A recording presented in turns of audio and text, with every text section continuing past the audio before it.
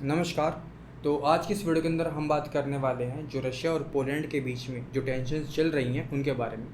तो देखिए, कल रात को खबर निकल के ये आई थी कि रशिया के कुछ ड्रोन्स ने जो है वो पोलैंड के अंदर एंट्री की है और उसका एयर स्पेस जो है वो वॉयलेट किया है। और इस बात को गंभीरता से लेते हुए पोलैंड ने जो है वो काउंटर स्ट्राइक की है और सभी ड्रोन्स को जो है वो मार गिराया है। और उसके बाद नाटो का आर्टिकल 4 जो है वो इम्प्लीमेंट कर दिया है।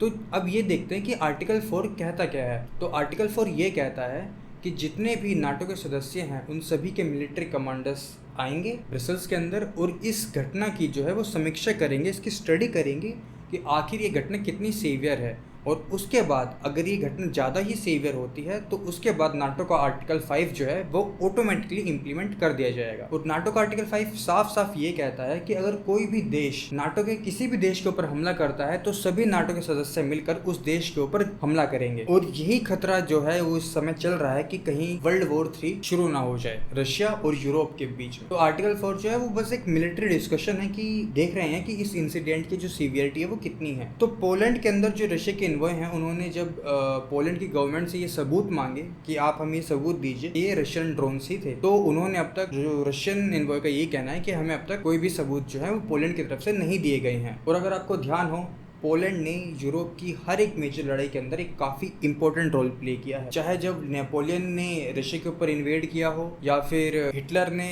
जब पोलैंड के ऊपर इन्वेजन किया हो, या फिर जब रेड आर्मी ने वापस से जर्मनी के ऊपर अटैक किया हो, तो इसी वजह से पोलैंड को जो है वो यूरोप की सिक्योरिटी के लिए काफ़ी इंपॉर्टेंट पिलर माना जाता है। तो अगर पोलैंड गिर गया तो यूरोप की सिक्योरिटी जो है वो काफ़ी कॉम्प्रोमाइज़ हो जाएगी। नाटो के चीफ ने ये एश्योरेंस किया है कि हम जो पोलैंड की लीडरशिप है उनको फुल असिस्टेंट दे रहे हैं। और जो पोलैंड के जो प्राइम मिनिस्टर हैं डोनाल्ड टस्क, उन्होंने ये कहा है कि अभी खतरे की ऐसी कोई बात नहीं है, आप सभी लोग सेफ हैं। तो आर्टिकल जो 4 है नाटो का, उसको अब तक 8 बार इम्प्लीमेंट किया जा चुका है।